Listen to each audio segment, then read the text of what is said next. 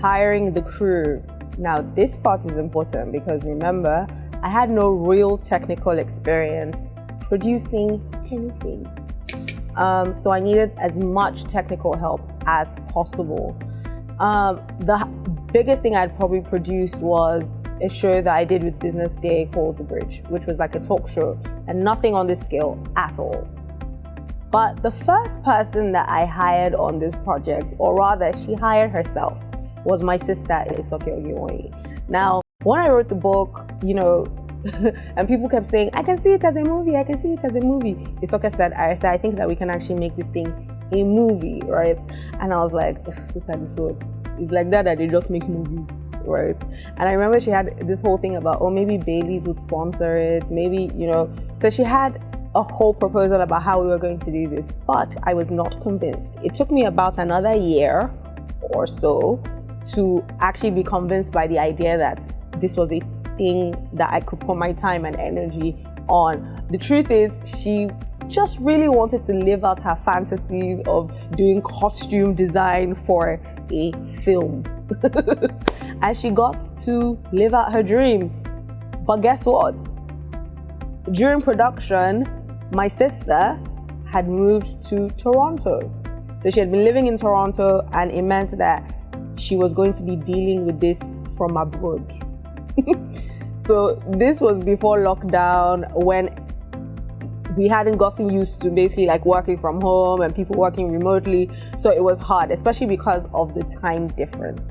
Imagine a scenario where you're in a different time zone, but you have to be up, when Lagos is up because production is happening and you have, so much to do in terms of the fashion department. Oh my goodness. The fashion department, they almost ran me streets because, it was a lot. But she did such an amazing job. And fashion is such a big character in this series because it showcases the amazing work of Nigerian designers. My sister did such a good job, curating these looks. She had mood boards for each and every character, for each scene. And she was just a superstar. When you see the fashion, you understand what I'm talking about. The next person was Aki Marino. So Aki and I have known each other since we were in primary school in Corona. So we're in the same class, so we've been through a lot. So when, I thought about doing this, obviously I spoke to him and he was really like, I say, yes, we can do this thing. And he's really into production, and he even went as far as saying, you know what, I'm just going to do my own first production so that you can learn, from my mistakes, which I did. So he was signed on as a producer, on this project. Arcadia provided a lot of the equipment and crew that we used for production. It was amazing. Aki, he went above and beyond for me, buying equipment that we didn't have and that he didn't have, but we needed for production. We still had to, lease some stuff, but he really just went all out. And every time I thought, I can't do this, I don't know if I can do this, I don't know if I can do this, he'll be in my house. I say, you got this, you don't know what you have, this is going to be amazing. I'll always be grateful. Primary school friends are the best. So Lala was amazing. She wore 2 hats on this project. She was an actor and a producer. And I remember that the first time we had a conversation about working together, we were at a dinner, I think it was for Richard Quest, and we're having a conversation. I'm telling her about, how I'm turning the book into a TV series, and, we're in pre-production. I'm still trying to figure everything out, the script, all that. And she goes to me, Arese, you know what, I want to be part of this project, but more than acting, I want to produce. And I thought, this sounds like a really good idea, because I really wanted to work with her. But my issue was my budget. The way my budget was set up, it was not set up to have multiple producers. And I knew that it was going to be a challenge. So obviously I made that clear. And she said, you know what, don't worry about the money. Let's just do this thing first, right? We'll work out the money on the back end later. She was just such a superstar. Honestly, I'll never be able to fathom how she would drop her producer hat and wear her actor hat and vice versa. She was the casting director. She was so good. Like, we definitely needed her for negotiating with a lot of the people that we then hired in the crew, because she had personal relationships with them. She knew who was good, who we could talk to about this, who we should hire for different like roles, especially given our budget. So Lala was very instrumental in the process. I will always be grateful for her. She was absolutely amazing. Thanks, Lala. Bumi, the director. Now, I've never seen someone who hates the spotlight like Bumi in my life. There were multiple people that I had played with the idea of working with, or we had started having conversations with, but it became clear that it was not a good fit, or timing was an issue. But Bumi was meant to do this project. Like, I love her working style. I love the way she is with the cast. I love the way she is with the crew. I love her work ethic. Like, she gave us 150%, and she's so like quiet and soft-spoken, and I was initially worried, like, will she be able to deal with like the pressure, because she just seems so soft-spoken and everything. But Bumi was absolutely amazing.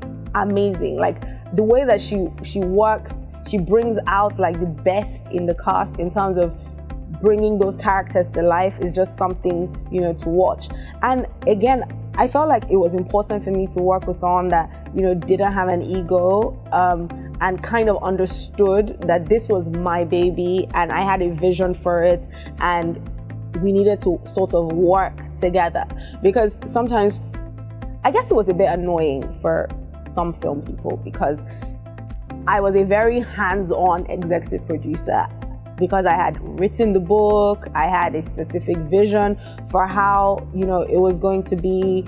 But she really, really worked with me. Like, we didn't fight once. I was really sure that we were going to fight, but we didn't fight. And it was the most amazing thing. I had such an amazing time working with her. Her talent is just like beyond. Her work ethic is just like beyond.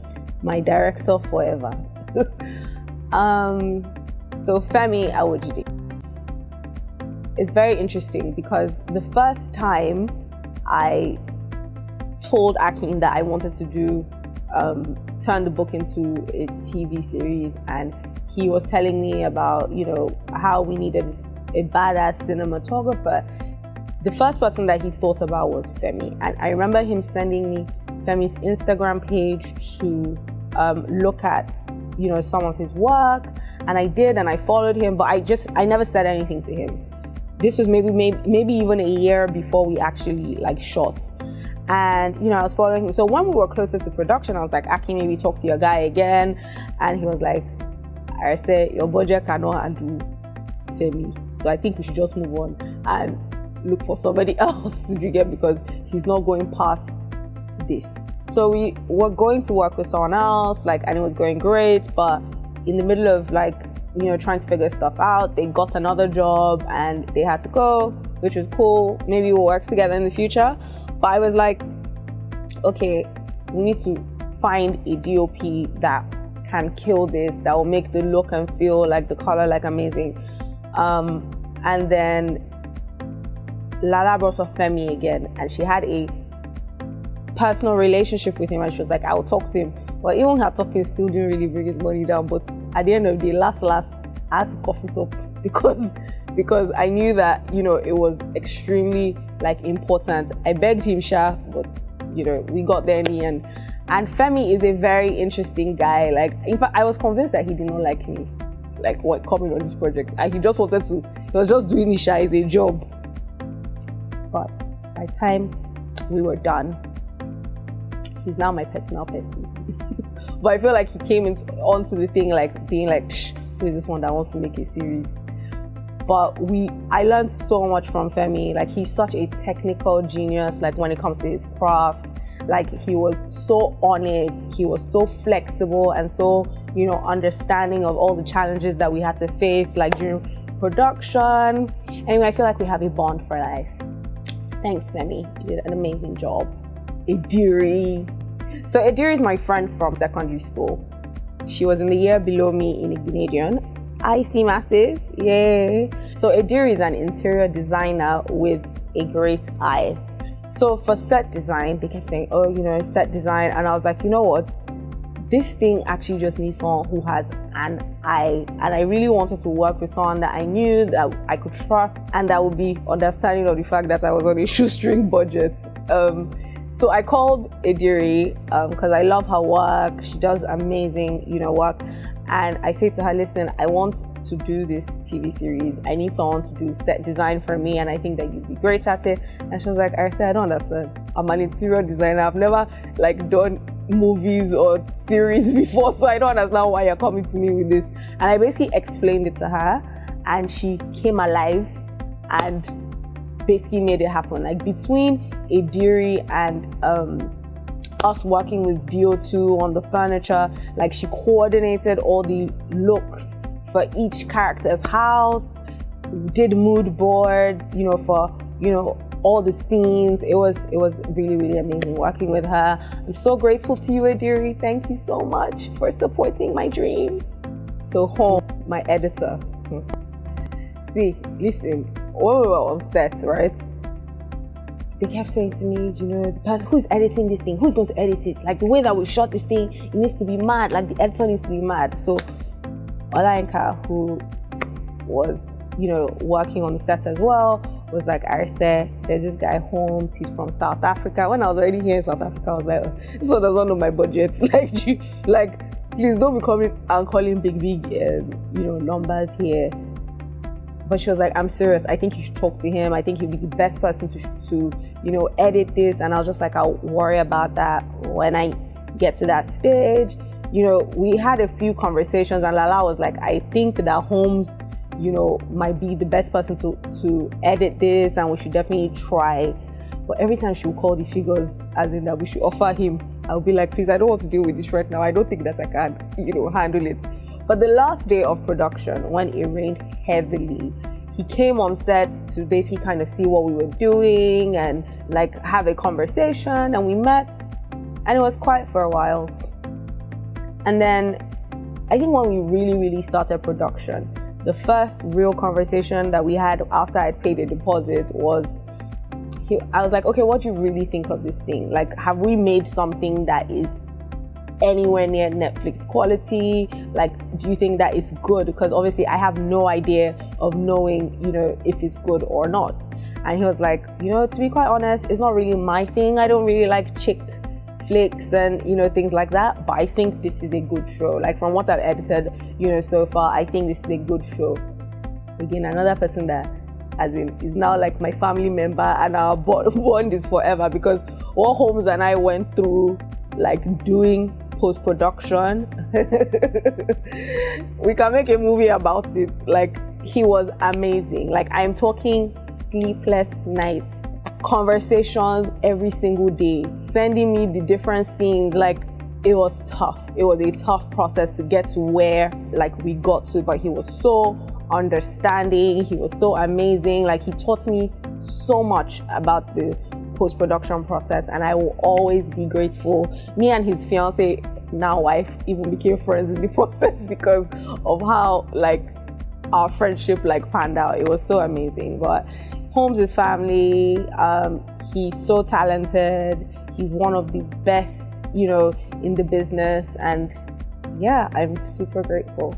Marianne, I just need to give a special shout out to some people. So Marianne, see, they don't talk enough about production managers, because you see something. So producers, they're still fancy. They're still, doing bigger negotiations. But you see, your production manager is the person that makes sure that everything runs smoothly day to day, from the cast to the crew.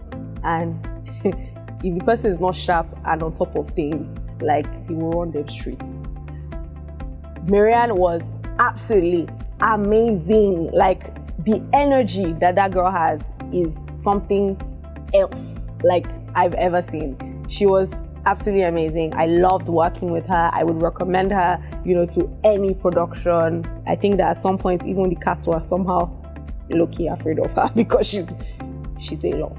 But she made everybody do what they were supposed to do, when they were supposed to do it, and made sure that our schedule ran seamlessly.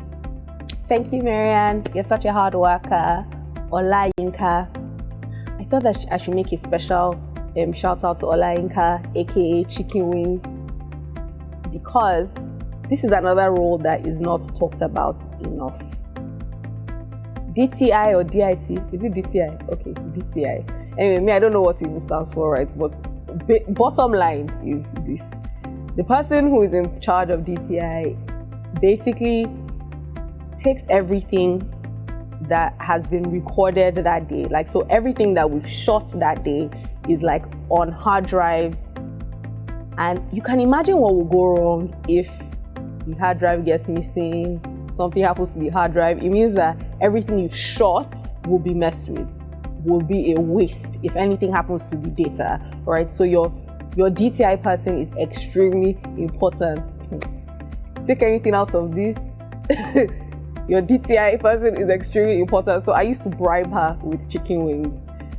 She'll be like, Arese, I'm hungry, and she loved chicken wings. So even if I was on set, even if I was not on set, I will send her chicken wings to bribe her, just to keep her happy and make sure that like all my data was complete.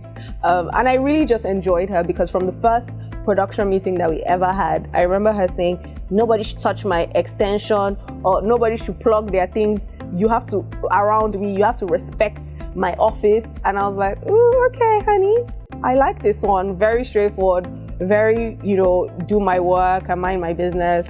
She was my baby on set. I love her. Imelda.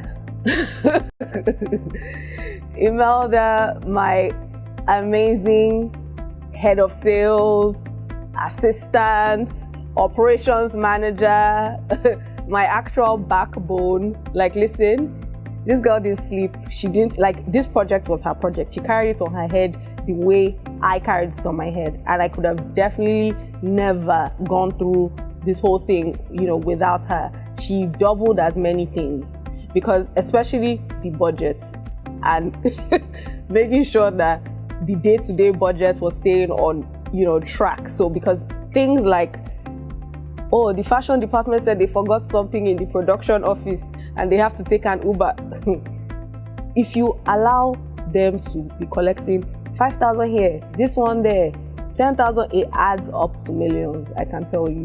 And Imelda basically just made sure that, we kept our costs, low. She was managing a lot of the different sub-departments and making sure that she was solving problems as, we went day to day. So I will always be grateful for her.